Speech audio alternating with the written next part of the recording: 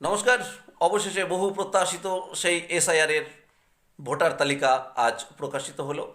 এই ভোটার তালিকায় মূলত আমরা তিনটি বিষয় লক্ষ্য করছি।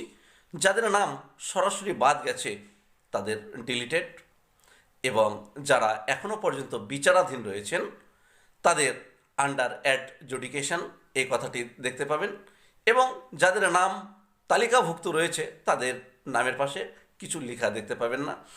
এবার কথা হলো কিভাবে এই তালিকা আপনারা খুঁজে পাবেন।